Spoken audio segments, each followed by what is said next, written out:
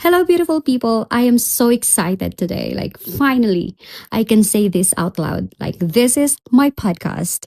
For the longest time, I really dream of having my own podcast channel where I could speak freely, I have my own space, telling about my story and also sharing my thoughts and experiences. And of course, it should be unfiltered. I've always loved listening to podcasts. One of my favorite podcasts is the Bear It All podcast, with Danny Barreto, I think so. So that's the host.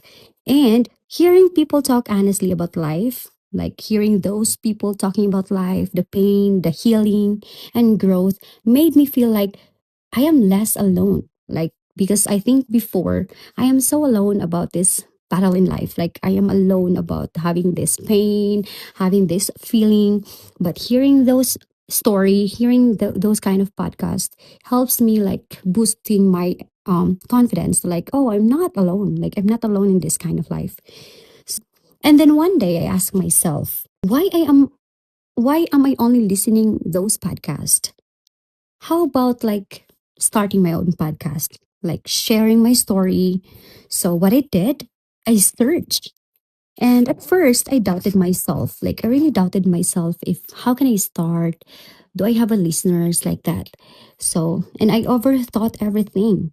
And today I finally did it. And right now I would like to welcome you guys of my very first episode of Unfiltered Motherhood with Sai. And I am really glad you are here, guys, to listen to me. And I hope that you are going to listen to me from the beginning until the end. So, since this is my first episode, I'd like to introduce myself first. I am Miss Sai. I'm from Davao City, Philippines, located in Mindanao. I am blessed with two beautiful daughters, and I've been living abroad for over 4 years, working as a teacher here in the United States. And yes, I am a single mom. That is why my topic is all about unfiltered topic about motherhood, about life and everything and more. This podcast is about real life, no pretending, no sugarcoating, just honest conversations about the feelings or the things we don't always say out loud. Today's topic is deeply personal. Since this is my first episode, I'd like to talk about myself. I'd like to talk about my personal thing in my life. So we're talking about being a single mom. I know, right? See, at the age of 30, I'm a single mom. But there's a lot of changes about my life when I became a single mom and how those challenges shaped me into the woman I am today. Our first episode is called Choosing Myself in My 30s. It is a good topic for me to start my podcast since I am 30. Yes, I am in my golden era. And to those who are in this age, you better hear this and you better listen to this. You know what? In my 30s really taught me so many lessons like how to choose my people, how to choose peace over petty arguments, and how to choose my battle wisely. And let me say something that used to scare me to admit. Like I'm choosing myself. This is the thing that scared me the most. Why? Because I am a breadwinner, I am a single mom, and then every time I'm thinking about choosing myself first, made me realize oh, am I that so selfish to choose myself first? But then, luckily, because of those podcasts that I listen about life, so I realized I had to choose myself first, and not because I stopped loving my kids, not because I stopped caring about other people, but because I realized something important. Like, if I keep putting myself last, there won't be anything left to me, or there won't be anything left of me to give. Like, if I didn't choose myself first, I spent 20 years, like, tw- I spent my 20s surviving. Like, my 30s are about living. So, my 20s is surviving, and my 30s is about living. And if that makes people uncomfortable, I've learned that's okay. Because this chapter is mine. Think about that this chapter is yours to live the life like that. Why this feels so hard to say? That's my question. Why? because that's also most of the question of a lot of people. I want to talk about something I never thought I'd say out loud, like choosing myself. For a long time, that sentence made me uncomfortable because when you are a mother, especially a single mother, choosing yourself sounds wrong, right? It's kind of like selfish. It's kind of like responsible, like very almost dangerous. That's my thinking before. So we're taught that a good mother sacrifices everything, like everything, guys. And I really experienced that. I sacrifice everything, and especially my time, my dreams, and the rest, like even my identity. I lost my identity just to like sacrifice a lot of things, not only for my kids but also for my extended family, my siblings, my mom, everything. And while sacrifice is real and necessary, erasing yourself is not. I'd like to remind you that don't erase yourself. Don't erase your identity. In my 30s, I finally realized something. If I don't choose myself now, I will lose myself completely. And that's terrible. And that's scary. And I don't want to experience that. In my 20s were about survival, paying my bills, paying my loans, raising my kids at a young age because I became a mom at the age of 21. It was tough. It was really tough.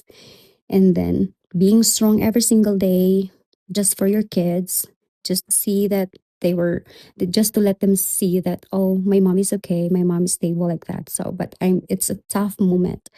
There was no room for rest, no space for joy for me, and it's hard for me to like find joy. No budget for what I want. Of course I can't buy something I like. I can't buy a bag that I like. Everything when someone, it's always like to someone else first, like someone else first, my siblings first, my kids first, everything. And of course, I'm gonna make my kids first or top priority, of course. So, and don't get me wrong, guys, because I don't regret I don't regret showing up for my kids. I don't regret helping my family, my siblings. But, and I also don't regret being strong when I had no choice. But what I do regret is how easily I disappeared in the process. Somewhere along the way, I stopped asking myself what I wanted. I stopped dreaming and I stopped resting. I keep thinking about what else do I have to do just to earn money? What else do I have to do just to improve myself, like that? Just to earn a lot of money. Like in my 20s, I keep on thinking money, money, money because I need it. I really badly need it. So that's why I keep working. I always do work, even in weekend. I stopped checking in with myself. And then here it is, the wake up call. So, in my 30s, I started to understand something painful but freeing, right? This is my freedom. I could see that. No one is coming to pay me back. And that's, I realized that it's me, myself, paying myself back. No one is going to return my time, my energy, or my sacrifices. And that realization hurt, but it also empowered me. So I decided if no one is paying me back, I will pay myself back. So it's time for me to like enjoy the moment, enjoy myself with my kids, of course. And paying myself back looks different now. It looks like buying things I like. I don't really forget this moment when I first bought my it's not really a branded or the very expensive bag, but I like to say that right now I can afford, I enjoy buying bag. My first bag is the Michael Kors and I like it. It's not that expensive though, but for me before buying those that kind of stuff made me realize, am I deserving of this bag like that? So but now I realize, oh my gosh, I started paying myself. I started buying things that I like. It looks like buying things I like even if they are not practical, even if no one else understands. Because everybody questions you like, why did you buy those things? You just have to buy this for your kids, like that, for your siblings and everything like that. And I've been doing that one for 1 decade already, 10 years. And it's me, I think I started to realize like I have to start loving myself. It looks like resting without guilt, saying no without explaining. Because before, I always keep saying, yes, yes, I'm going to find a way. Yes, yes. Like when my parents, when my siblings asking help, yes, I can help. Yes, we're going to find ways. But right now, I started to say no. Because, if I can't put boundary, if I will not put boundary by saying no to them, they'll can expect more and more from me. So spending money or joy on joy, just not just responsibility. It looks like choosing peace over chaos, like choosing myself over expectations. And yes, sometimes it feels uncomfortable. And because when you've spent years putting yourself last, choosing yourself feels like breaking a rule because you never used to do that, right? And you never agreed to, but followed anyway. So maybe because you are like you are raised like that, you built like that. So I started unlearning guilt. So one of the hardest thing I had to unlearn was the idea that happiness is something you earn after suffering enough. That mindset kept me exhausted. I used to think like once everything is paid, once everyone is okay, once life slows down, then I can breathe. But right now, we're still paying the bills, we're still like everything is like slowing down. So I think I'm not gonna wait for that, right? But the truth is, there will always be something else, because you have to pay your bill monthly. Another responsibility because there's another problem every time your life is like that. So I stopped waiting. I stopped waiting for that to happen. So I stopped putting my happiness on hold because you know what? If you are a breadwinner, you are sometimes not thinking yourself. You are thinking others happiness, you are thinking others problem, you are thinking others bill, everything like that. So choosing myself doesn't mean I love my children less. Of course they are my first priority, they are always my top priority. It means I want them to see a mother who is whole, because I am so broken. I am really broken. In my 20s, I'm so broken.